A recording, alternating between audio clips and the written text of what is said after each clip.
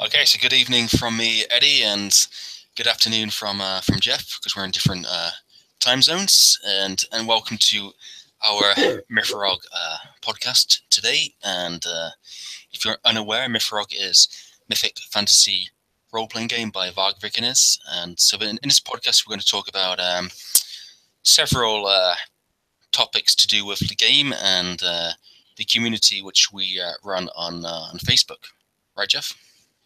Exactly. We put out a bunch of questions to the group, and we're going to try to answer most of those for you. And I guess the first thing that we agreed that we kind of talk about was just our community, the evolution of it, and kind of where it's going, how we feel about it, and all that good stuff. So I guess you want to start with that, Eddie?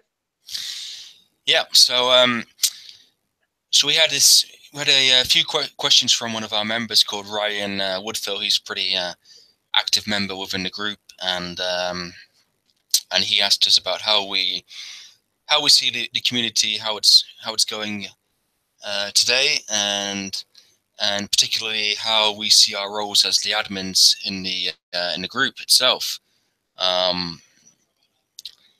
So yeah, I mean, we have about 450 members in the group now, Jeff? Yeah, like 450, 460, 470, something like that. Yeah.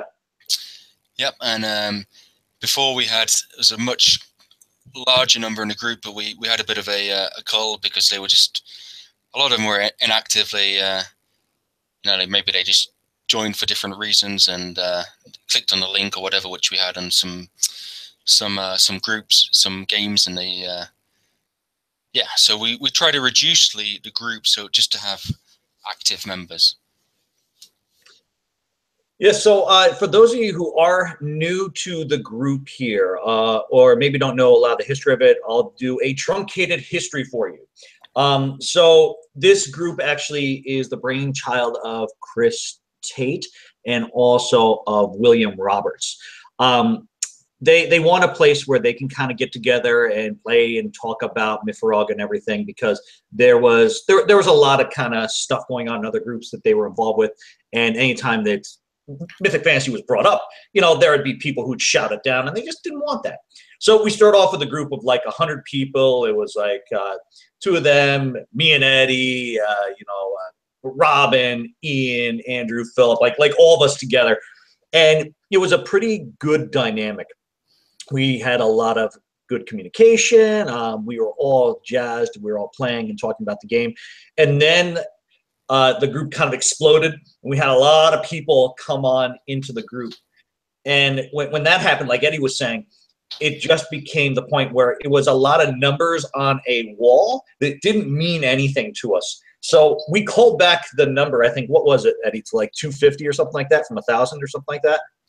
Yeah, it was quite a bit over 1,000. And I think we got rid of maybe 600 members in a couple of weeks. Yeah, and basically what we wanted is we wanted people who were going to be active and kind of talk about the game and play the game, and that happened. So that has kind of spurred itself up, and now we are at the point where we understand that with this group, I'd say probably of the new people who come into the group, a large majority of them, Mythic Fantasy is the first RPG that they have ever played. And from Eddie's and my perspective, what we want to do is we want to open up the dialogue and the conversation to RPGs of all types. And the reason why we want to do this is because, yeah, Mythic Fantasy, it's a fantastic game. We all like it. That's the reason why we joined the group here. But there are so many other great RPGs out there that, being brand new to the scene, if you don't have anyone kind of telling you about it or mentioning it to you, you're never going to know about it. So I'd say about maybe a month and a half ago or so, we opened up to all RPGs, and there's been some really good discussion here for it. One of the things that has always been a focus for Will, and I'll talk a little bit more about Will in a few moments, and Eddie and myself, is we want this to be a safe place for everyone to discuss the game, talk about whatever games they want, which has led us to have a zero tolerance attitude for any kind of social justice bullcrap. We just don't tolerate it. And the reason why is because we've seen so many shouting matches, and it's stupid and silly. And this is why we had a big culling also before. And what I guess basically what we don't want to see happen in the group is what's currently happening right now in the OSR Google Plus community. I don't know if do you want to talk about that, Eddie, or do you want me to I'm sorry, I'm kind of hogging up the time here. Yeah, I mean, like, basically we had a couple of like trolls in the group. Yeah,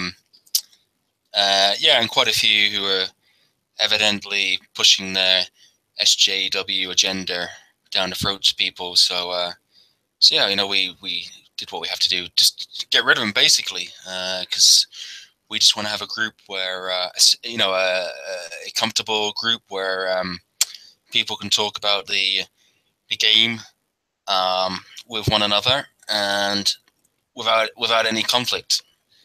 So that was the main reason why we reduced the size of the group. It's one of our roles as being the admins of the group. We're not just going to let anyone into the group. I mean, now we have there's like a couple of questions which you have to answer before you're allowed into the group, which is basically just to prove that you're not a robot. But despite that, you still get a lot of people who don't even answer those two very basic questions. So if they don't do that, then they're not going to get into the group. Simple as. They can reapply and if they want, but yeah, pretty straightforward stuff, really. Yeah, and I think now it's we haven't had any trouble in the group for a long time, which is good. Everybody seems to get on, having talks about the game, and so that's good. No trolls. I mean, there was once a one called Roland. You probably remember him, Jeff. I still have that the pictures that you sent me about that, and one day I am going to run a game with him. I'm just telling you, we got to do it, Eddie. Well, I think if Varg makes a new edition of the game, he should be introduced as a unsympathetic deity of some form. Very true.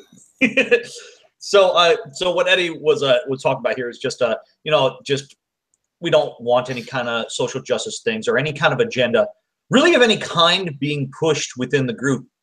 The only agenda that we have is we're gamers, and that is our common goal, and that's our common thread. Everything else is pretty much bullshit. And we're all different people. We all have different beliefs, come from somewhat different backgrounds and everything. But the thing that kind of ties us all together is this love of the game and gaming in general. That's what we want the focus to be. Because when you don't have this focus, you have what's currently going on in the OSR Google Plus community, where people are being shouted down. You have creators who are being just pushed out of the field. And it's very, very, very sad to see. Recently, Frank Menser, I don't know if you guys know who that is, but he is the creator of Beckme D&D, and he's been one of my personal, boyhood idols, because he created D&D. Huge social justice campaign with him. I won't get into the whole thing, but it's very disappointing to me and saddens me to see all this stuff happening with him. And now I definitely don't want to see anything in there. So for you guys, just know that if you are pushing Imperia within the group, yeah, that's definitely got some some social justice undertones to it. But anywho, kind of getting off of that, William Roberts, for those of you who want an update, he is doing well. He has been moved. No, I don't have his new address. For those of you who don't know who he is, just know that he's the heart and soul of this group. Myself and Eddie, we're just caretakers here. This is Will's baby. This is Will's group. Hopefully one day you will be able to meet him, but not anytime soon, unfortunately. But for those of you who do know him, just know that he sends his love, sends his regards.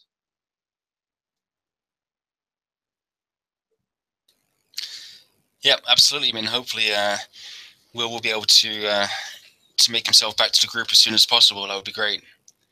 Because yeah, I mean, when I mean, obviously, his absence is it's a huge hole in the group itself. Exactly. So I guess you want to jump on the second thing that was asked about here, or is there anything more we have to talk about with the group and the evolution of it? Well, I mean, I guess just like our roles as the admin, like we said, we're kind of like caretakers. We're just manning the wheel of this ship, and occasionally we go from island to island, and we see some stragglers on the island, and they wish to join the ship, and yeah, and if they seem like genuine people, then we allow them into the group, and if not, then we just leave the island and go to the next one. That's pretty much it. Yep, very, very well said. So I think the second question, I can't remember who this was asked about, but flaws and how they are used in game. Eddie, he was in the original Coming playtest, so you want to kind of talk about this a little bit because you had some very cool flaws in that game. Yeah, I mean, I can briefly remember the character I played, but I can't exactly remember the flaws my character had then. But yeah, I mean, definitely. I mean, whether it's MYFAROG or the Coming, which you're playing, it's definitely a good idea to roll some flaws for your character. I mean, it really helps with creating more of an identity for your character, and helping with the role-playing aspect of that character as well. And this is not something unique or new to Mythic Fantasy or to RPGs. Prince Valiant, they made excellent use of flaws. And there's a whole slew of other RPGs that do use it. And basically, it helps you create characters who are, well, flawed, somewhat broken, somewhat more human, a little bit more fun to play. I mean, yeah, I mean, essentially nobody is imperfect. Everybody has some weakness or another. Even going back to the classics, when you look at Achilles, his heel, that was his weakness.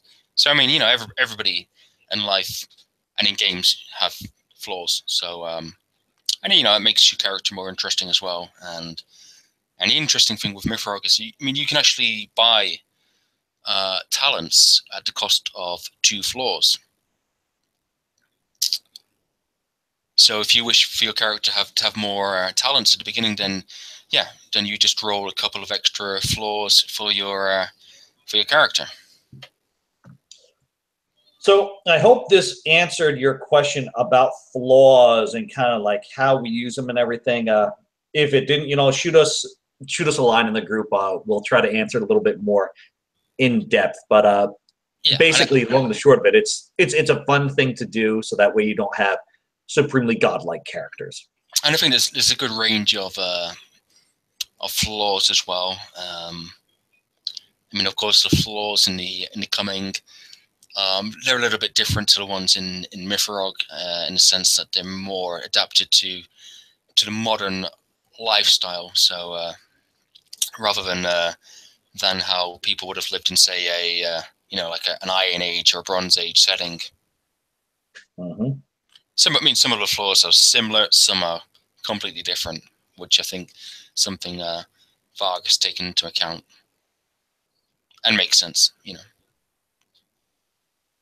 So the next thing, there was a question about inspiration for stories, how we get inspired to create these games that we do. And I'll kind of throw in here Matthew's question about, when should I throw a big Etin at my party? I'm terrified to do this. So to answer your question, Matthew, you should throw an Etin at them anytime. It is not your job to protect your players. It is their job as players to protect themselves. You all create this game together, and unless you're trying to have a total party kill, give them a way out. Give them some kind of way out, but make it something that's, it's going to be a little bit painful, because pain creates some really good games. But inspiration for stories, Eddie and I were talking about this before, about there's a list of books which inspired Varg as he wrote this. But I'd say, just look around at your everyday life. There's so many opportunities for game ideas when you just live. Seriously.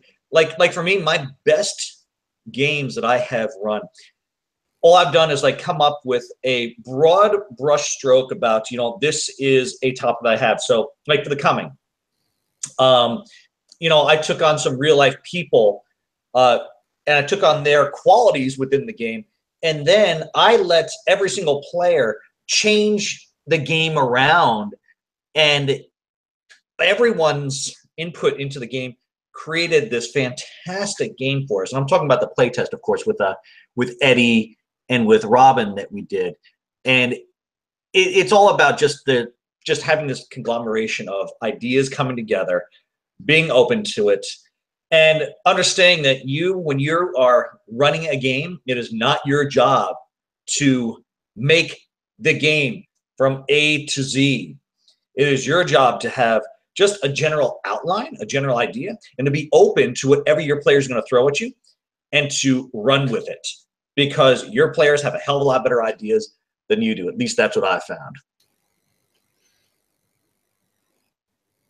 Yeah, absolutely. I mean, I think, especially if you read some of the some of the classics, such as, say, Socrates, Virgil, Plato. I mean, you can translate a lot of epic, heroic tales over to a modern setting as well, into the coming, for example. Now, just using a little bit of imagination, you can just transfer that from a more of an ancient setting into a modern day. Yeah, I mean, to support what Jeff just said, yeah, I mean, look at the inspirational writers, which Varg mentions in MYFAROG. I would say good 80% of those you can use for gaining inspiration for making stories, quests, campaigns, especially things like the Grimm brothers, Lovecraft, Homer, Tolkien, Plato, Socrates, all of those. Obviously, great reading, all of them, and they'll definitely help you to inspire you to write to make some good campaigns. I mean, all in all, the only thing that I can suggest to you is become an avid reader. Read everything that you can, because there's so many fantastic ideas out there that if you don't read a lot, you won't get all these ideas coming into you. For instance, like there's a book that was written in the 70s. I can't remember who the hell the author was, Jane something or other, but she wrote this book called Seth Speaks. And I thought that was a really kind of cool idea about having like this the spirits come in and kind of possess a person and make them kind of the voice for another being.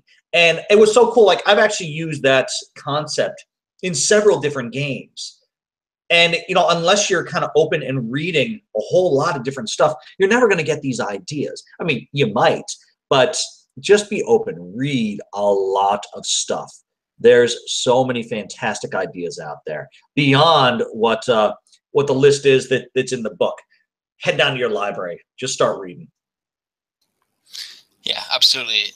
The key at the end of the day is reading. As you say, Jeff, and just head down to the library and possibly to some secondhand bookstores, thrift stores. You can quite easily pick up a good number of great books at a very low price as well. And I'm all up for buying secondhand books myself. So yeah, I mean, I just the other day picked up a book called The White Worm by Bram Stoker. That's a great story. That is awesome. Oh yeah, I mean, it is. It's a great story, as you say, and it's probably not the kind of story that would get published nowadays either. Don't need to go into that or as to why, but it probably wouldn't get published nowadays. But it's a great read. It really is. I've enjoyed reading it, and Yeah, I mean, I bought it for, what was it? I think 50 pence at a thrift store, secondhand shop. So. Mhm. So this is a good kind of dovetail going into, somebody asked about using the game as a teaching tool, learning from the game. I guess, Eddie, I think you had some comments on this. Yeah, I mean, I think I've learned so far not to charge headfirst into a brown bear. Yeah, for obvious reasons. But yeah, I mean, on a more serious note, I would say, especially things to do with measurements, weights, lengths, and and just using your mind as well for making calculations, not relying on calculators or using your mobile phone for making sums. Just doing things on the spot using your brain, as you should try to do in these kind of games. And yeah, definitely those are some of the things which I've learned from MYFAROG. Obviously, the essentially it's a game for homeschooling as well. So obviously, the aim is to teach several aspects regarding perhaps like lengths, measurements, time, all those kind of things, and how you might relate to situations in real life after having used this setting in a game situation. Mm-hmm. I mean, what I originally like, I got the game to play with my daughter originally because I love the whole European setting of this, and I really want to delve into that and to understand the nuances of everything, and that's what I've learned a whole lot from this game particularly. Again, it's not. I don't think it's something which is individual to this game, but what you will learn about in this game more than others, you'll learn about the mythology, the lore of Mm-hmm. the European culture as well. And there's a lot of there's so many games that you could learn so much from, and this is just another one of them. I happen to like the way that Varg has written this. I happen to like the way that he's presented all this. It's an easy read, and it's a lot of fun. I think that kind of goes well into the whole mythology and lore. What was the question on that, Eddie, about mythology and lore? What they want to comment on? Yeah, I think that was by Mike Stafford. What makes MYFAROG MYFAROG, and I think it's essentially what you've just been saying. It's about the lore itself. It's extremely rich in European mythology, especially, and that probably separates the game from any other, and also incorporating things such as the Germanic laws. The setting itself, obviously, some kind of Iron Age to Bronze Age setting as well. Often sometimes people make the mistake thinking MYFAROG, it's like a Viking game or Viking setting, which it completely isn't. It's nothing to do with the Viking Age. It's much before that. So yeah. Yeah, I mean, I think Mike, one of your questions, like what makes MYFAROG. I think the setting is part of it. The other part of it is the mechanic, which you're either going to love or you're going to hate with the game. If you are a person who has never played another RPG before, and Mythic Fantasy is your first RPG that you come into, you are going to have a very open mind to this, and it's going to be honestly, I find the mechanics very easy with Mythic Fantasy, and that's not just because I've been playing it for a while. I've always found it kind of pretty easy because that's been a lot of my background with games. Yeah, But if you are a traditional D20 person, this is going to be challenging for you. But that's part of what makes the game very interesting. It's realistic, it's gritty, and you can expect your character to die if they do silly things, and that's one of the things I like about it. exactly, and like you say, maybe for people coming from more of a D20 setting, then you just have to be prepared to unlearn some things before you play MYFAROG, or as you play MYFAROG, And as it is made as a home schooling tool, then essentially it's essentially designed for children of a young age. So so I mean, if they can play it, then there's no reason why anybody else can't. It's just a question of the Mythmaster, just picking certain rules to introduce into the game step by step, and not going too rule heavy at the beginning, I feel. And just seeing how the players react to certain situations and rules, which as you go along. Exactly, and kind of coming into rules, which this is a nice little segue.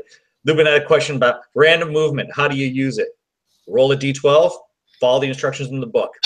For me, not meaning to sound like a dick, but for me, I use random movement situationally. I don't use it every single time. It's if the situation dictates. But again, it's up to you, as with every single rule in the book. If you want to use it, hey, go for it, use it. If you don't, doesn't matter.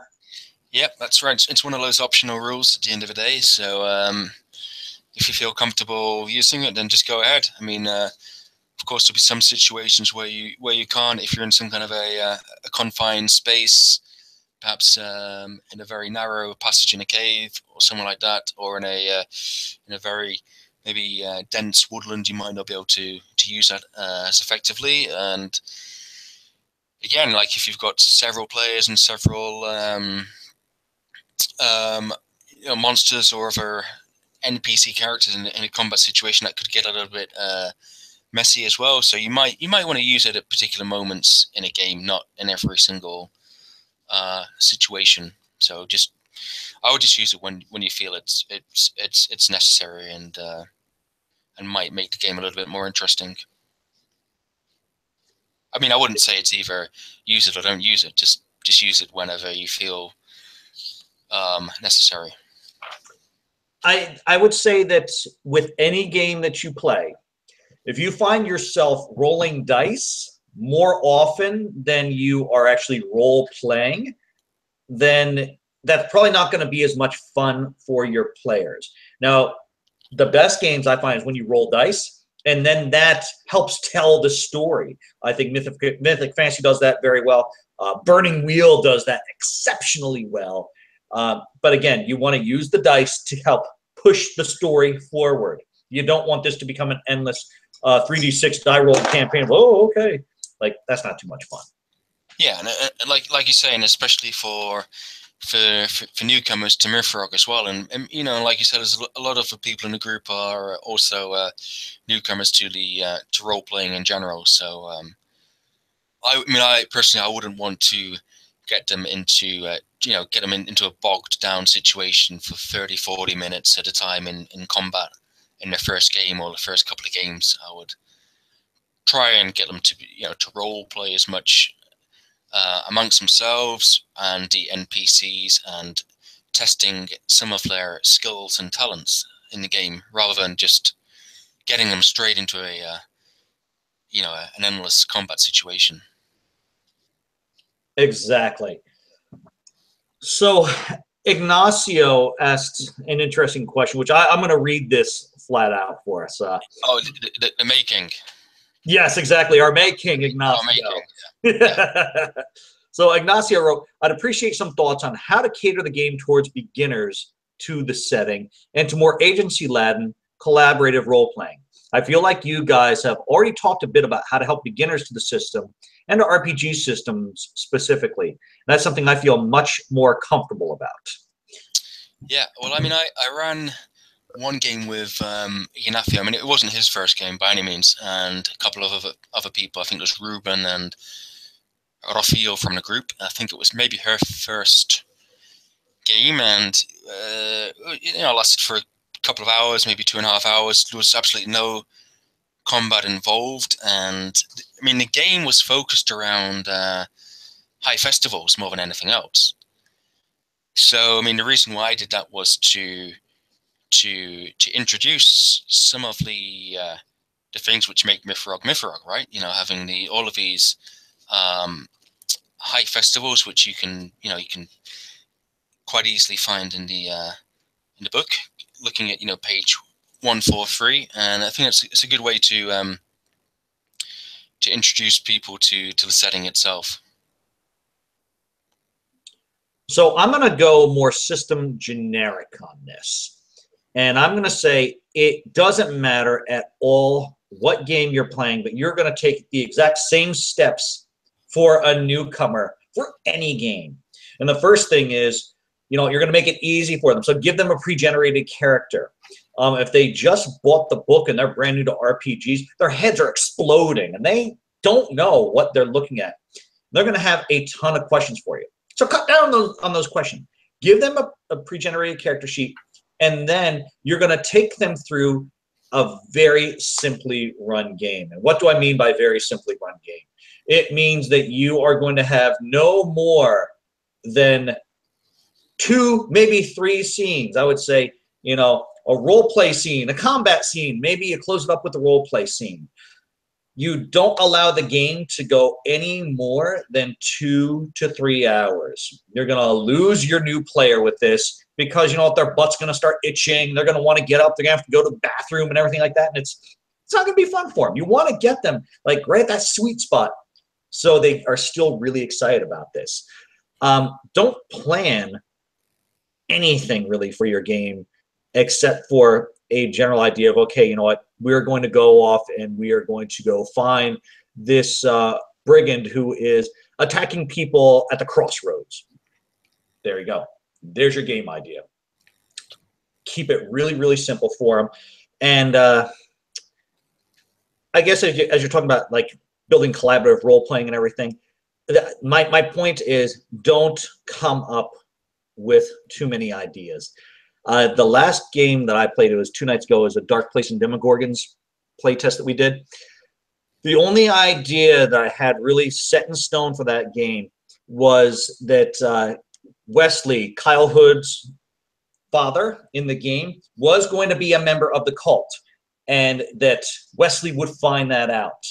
And I also picked a picture of his sister that everyone thought was hot, so I picked like a picture of Samantha Fox and put it up there for everyone just for shits and giggles.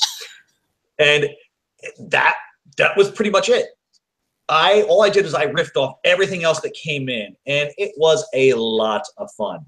So it's about being able to roll with the punches. And as your new player understands that, hey, whatever action I take is going to make a change throughout the rest of the game, they'll get involved and they'll really enjoy it. So sorry, I had diarrhea of the mouth there. I hope I answered that and we answered that.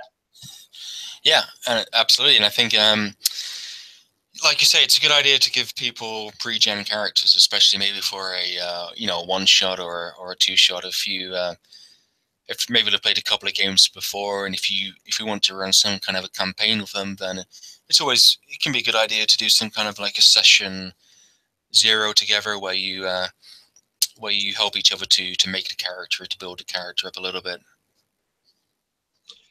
Yes, and I keep jumping onto this system because I'm enamored with it right now. But Burning Wheel, Luke Crean has created this game where you have to do a session 0 because you need to know what's going on with every other person, and there's so much detail going into what your character is involved with.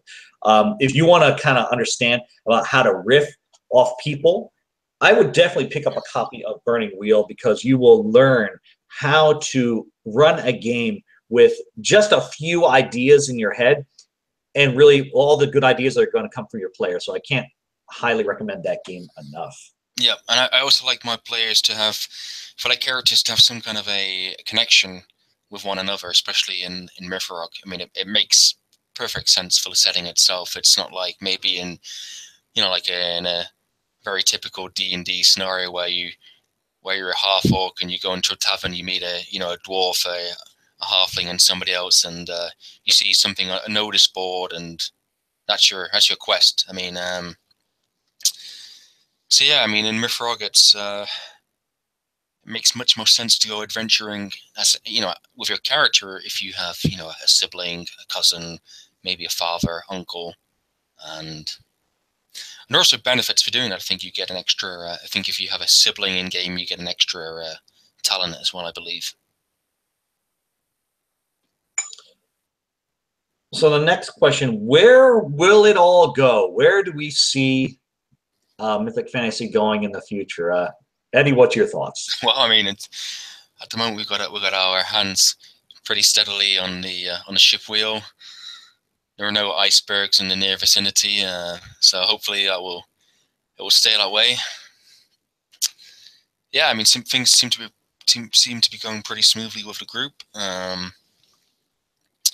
As for MYFAROG itself, the game setting and maybe other additions, and I guess we just have to wait and see what Varg will come up with next. I'm sure he's probably working on something. I would like to see maybe a bit more of an expansion of the world setting itself. I mean, we have the map of Thule. I think it would be interesting to see perhaps more like, the Haflon, the Avalon, which is the home of the Wood Elves. Perhaps, where the Cometians come from. I think it's Kem. I mean, that could be pretty interesting, especially for campaigns. Exactly, and I think that where the future of this game is going right now, I think that it's right now in its infant stages, and it's almost at the point now where what the fans of the game do is going to propel it more forward than anything that the creator does. So, like I look at like Eddie. Eddie is actually in the process of writing a book. It's all based on adventure, so fan fiction I think is going to be pretty big with this. A lot of you have done kind of like fan artwork as well. I think that's cool. What you are doing to expand the universe and expand Thule. I look at like Ignacio. Ignacio has some great game ideas that aren't part of kind of canon MYFAROG, but it's fascinating. Check out. I think he's on session 6 or 7 with this. I'm not going to give too much of anything away, but they're good games and they're very interesting, and it takes a different look at the game overall. So I don't foresee any future additions coming out. I think that we have been through enough additions, but I see that I think more adventures will be coming out. Possibly like Ian's adventure that he wrote, Detsum, that's really good. Varg will probably end up writing a few more. Yeah, and that's really kind of it. It's now kind of like where D&D was. Really, I'd say like late 70s with Judges Guild, creating like all these different ideas for it and expanding the known universe. That's kind of where we're at right now. Yeah, exactly, and it still feels really fresh as well. And like you say, somebody like Ignacio, he's been a really active member in the group, and that's pretty much why we call him the making in the group. We for all of his contribution to the group, and yeah, as you say, definitely the amount of things that the fans are doing towards propelling the game as well. It's good to see. And I think the final question that we have here is using the rule set with other systems or using Thule in other rule sets. So I have a very like strong point of view on this, but I'm going to wait to hear what Eddie says first. Yeah, well, I have used it myself. I've used MYFAROG rules with other settings, and that's something I did with some students of mine. It was just a group of Spanish boys, 10, 11 years old. No, I knew they were all more or less into like fantasy, because they were playing games like World of Warcraft, those kind of things. So then I tried more of a conventional approach. We played some more like D&D board games with the figures. They were quite into that, and then I wanted to take it a step further and actually make it into a proper tabletop game. So it was basic fantasy, something they could get into, but using some of the MYFAROG rules, just handpicking some of the rules from the book itself, which I really like, which you can transfer quite easily to another game. What about you, Jeff? All right, and I guess I sighed there for a moment. I did it again. So one of the things that personally drives me insane are the people who say 5e for everything. Now, if you don't know what 5e is, that's Dungeons and Dragons 5th edition. And they take every single setting and just cram it into 5e. And yeah, 5e is decent, but it's not perfect. And I don't think there is any perfect system. There are systems which are better for certain things and others which are better for others. Like Mythic Fantasy it's very, very good for gritty realism. It's excellent for that. However, if you want to really delve into just really understanding the beliefs and flaws and traits of a character, I find that Burning Wheel does that better. But what Burning Wheel doesn't do, Burning Wheel for combat, like group combat, does it terribly. Mythic Fantasy does that a heck of a lot better. So I think that there are pros and cons for every single system. And what I suggest is, if you enjoy like the Land of Thule, but let's say that you're much more comfortable in 5e, my suggestion to you is that, read up, okay, and learn a new system, because that's only going to open you up a little bit more. I think about people who can run a multitude of systems. John Lamb, who is brand new to the group, but a friend of mine who I've known for a while, he knows a ton of systems. Kyle Hood, if you guys aren't friends with Kyle Hood and don't know him yet, that dude can run like a multitude of systems, and he can tell you like the pros and cons of every single one of them. I mean, he puts me to shame, and I watch him like with mouth agape when I learned of how many systems he can run like that. So I'm all for learning different systems and for playing different systems, and to be really a well-rounded role player. I don't know if you guys have noticed, like on my channel, like I don't play just Mythic Fantasy. I play a lot of different systems. And right now, like my favorites are, I'm playing a lot of things from Bloat Games right now. Obviously, I play Mythic Fantasy, Burning Wheel, Blue Home. I like Swords and Wizardry, the One Ring, Merp, Rollmaster, the Old World of Darkness. You name it. They all have pros and cons. Check them out. Read them. See what you think of them, and then make your decision. But if you take a setting and you cram it all into one system, you are losing out on so many other great ideas out there. Yeah, absolutely. Like you say, Jeff, it's at the end of the day, it's subjective when it comes to preference of systems, and you can take some things from one system, from another one, and another one, and even make your own if you like, using if that's what you want to do, which is what I did with those Spanish students of mine, and it seemed to work pretty well.